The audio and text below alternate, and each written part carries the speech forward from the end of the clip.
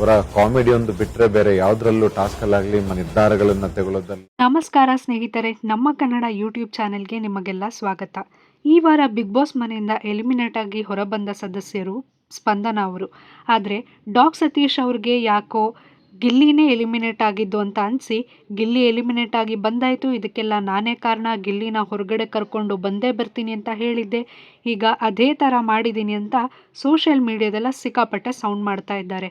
ಇನ್ನು ಕಾವ್ಯ ಅವರು ಯಾರು ಏನೇ ಅಂದರೂ ತಾವು ತಮ್ಮ ಒಂದು ನಿಲುವನ್ನು, ತಮ್ಮ ಪರ್ಸ್ನಾಲಿಟಿಯನ್ನು ಬಿಟ್ಕೊಡೋದೇ ಇಲ್ಲ, ನಾನು ಹೇಗಿದ್ದೀನೋ ಹಾಗೆ ಇರ್ತೀನಿ ಅನ್ನೋ ಮನಸ್ಥಿತಿಯಲ್ಲಿದ್ದಾರೆ.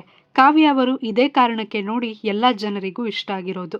ಇನ್ನು ಕಾವ್ಯ ಹಾಗೂ ಗಿಲ್ಲಿ ಬಾಂಡಿಂಗ್ ಯಾರಿಗೆ ತಾನೇ ಇಷ್ಟ ಆಗಲ್ಲ ಹೇಳಿ. ಹಾಗೆ ಫಿನಾಲೆಗೆ ಉಳಿದಿರೋದು ಇನ್ನು ಕೆಲವೇ ದಿನಗಳು ಅಂತ ನಮಗೆಲ್ಲ ಗೊತ್ತೇ ಇದೆ. ಹಾಗಾಗಿ ಈ ವಾರ ಬಿಗ್ ಬಾಸ್ ಒಂದು ವಿಶೇಷವಾದ ಟಾಸ್ಕನ್ನು ಕೊಟ್ಟಿದ್ದಾರೆ. ಅದುವೇ ಟಿಕೆಟ್ ಟು ಫಿನಾಲೆ. ಈ ಟಾಸ್ಕಲ್ಲಿ ತಮ್ಮ ಪ್ರತಿಸ್ಪರ್ಧಿ ಯಾರು ಅನ್ನೋದನ್ನು ಧ್ರುವಂತ್ ಅವರು ಆಯ್ಕೆ ಮಾಡಬೇಕಿತ್ತು. ತಮ್ಮ ಪ್ರತಿಸ್ಪರ್ಧಿಯಾಗಿ ಧ್ರುವಂತ್ ಅವರು ಗಿಲ್ಲಿ ಅವರನ್ನ ಆಯ್ಕೆ ಮಾಡಿದ್ದಾರೆ. ಇವರಿಬ್ಬರ ನಡುವೆ ಟಾಸ್ಕ್ ಎಲ್ಲವೂ ಜೋರಾಗಿಯೇ ನಡೀತಾ ಇದೆ. ಆದರೆ ಬಿಗ್ ಬಾಸ್ ಇಲ್ಲಿ ಒಂದು ದೊಡ್ಡ ಟ್ವಿಸ್ಟನ್ನೇ ಕೊಟ್ಟಿದ್ದಾರೆ. ಆ ಟ್ವಿಸ್ಟ್ ಏನು ಅಂತ ಅಂದರೆ, ಈ ಟಾಸ್ಕಲ್ಲಿ ಯಾರು ಸೋಲ್ತಾರೋ ಅವರಿಗೆ ಟಿಕೆಟ್ ಟು ಫಿನಾಲೆ ಸಿಗೋದಿಲ್ಲ. ಅಂದರೆ ಈ ಟಾಸ್ಕ್ನಲ್ಲಿ ಸೋಲೋ ಸದಸ್ಯರು ಫಿನಾಲೆಗೆ ಆಯ್ಕೆಯಾಗೋ ಮೊದಲ ಸ್ಪರ್ಧಿ ಆಗೋದಿಲ್ಲ. ಈ ಕಾರಣಕ್ಕೆ ಧ್ರುವಂತ್ ಅವರು ಗಿಲ್ಲಿ ಅವರನ್ನು ಆಯ್ಕೆ ಮಾಡಿದ್ದಾರೆ. ಕಾಮಿಡಿ ಅನ್ನೋದು ಒಂದನ್ನು ಬಿಟ್ಟು ಗಿಲ್ಲಿ ಅವರು ಇನ್ಯಾವುದೇ ಆಸ್ಪೆಕ್ಟಲ್ಲಿ ಬಿಗ್ ಬಾಸ್ ಮನೆಯೊಳಗೆ ಕಾಣಿಸಿಕೊಂಡಿಲ್ಲ. ಟಾಸ್ಕ್ಗಳಲ್ಲೂ ಸಹ ಅಷ್ಟೇನು ಚೆನ್ನಾಗಿ ಪರ್ಫಾರ್ಮ್ ಮಾಡಿಲ್ಲ.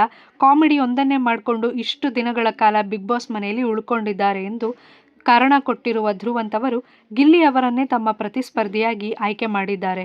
ಆದರೆ ಗಿಲ್ಲಿ ಅವರಿಗೆ ಇದು ಒಂದು ದೊಡ್ಡ ಚಾಲೆಂಜ್ ಅಂತಾನೆ ಹೇಳಬಹುದು. ಈ ಟಾಸ್ಕಲ್ಲಿ ಗೆದ್ದರೆ ಗಿಲ್ಲಿ ಅವರು ಐತಿಹಾಸಿಕವಾಗಿ ಬಿಗ್ ಬಾಸ್ ಕನ್ನಡ ಸೀಸನ್ 12ರ ಫಿನಾಲೆ ಸ್ಪರ್ಧಿ ಆಗ್ತಾರೆ. ಅದು ಮೊದಲನೇ ಫಿನಾಲೆ ಸ್ಪರ್ಧಿ ಆಗೋದ್ರಲ್ಲಿ ಯಾವುದೇ ಸಂಶಯ ಇಲ್ಲ. ಆದರೆ ಅಕಸ್ಮಾತ್ ಧ್ರುವಂತ್ ಅವರ ಎದುರು ಗಿಲ್ಲಿ ಅವರು ಸೋತ್ ಹೋದರೆ ಆಗ ಆಗೋದೇ ಬೇರೆ. ಧ್ರುವಂತ್ ಅವರು ಫಿನಾಲೆಗೆ ಆಯ್ಕೆ ಆಗ್ತಾರೆ. ಹಾಗಾಗಿ ಈ ಒಂದು ಟಾಸ್ಕ್ ಬಹಳ ಇಂಪಾರ್ಟೆಂಟ್ ಆಗಿದ್ದು, ಗಿಲ್ಲಿಯವರು ಹಾಗೂ ಧ್ರುವಂತ್ ಅವರು ಇಬ್ಬರಿಗೂ ಇದು ಬಹಳ ಕಷ್ಟಕರವಾದ ಹಾಗೂ ಚಾಲೆಂಜಿಂಗ್ ಆದ ಟಾಸ್ಕ್ ಆಗಿದೆ. ಗಿಲ್ಲಿ ಅವರಿಗೆ ಹೊರಗಡೆ ಏನೋ ಸಪೋರ್ಟ್ಗಳು ಸಖತ್ತಾಗಿಯೇ ಸಿಗ್ತಾ ಇದೆ. ಗಿಲ್ಲಿ ಅವರ ಫ್ಯಾನ್ಸ್ ಎಲ್ಲರೂ ಕೂಡ ಗಿಲ್ಲಿ ಪರವಾಗಿ ವೋಟ್ ಮಾಡಿ ಎಂದು ಎಲ್ಲ ಕಡೆ ಪ್ರಚಾರ ಕೂಡ ಮಾಡ್ತಾ ಇದ್ದಾರೆ.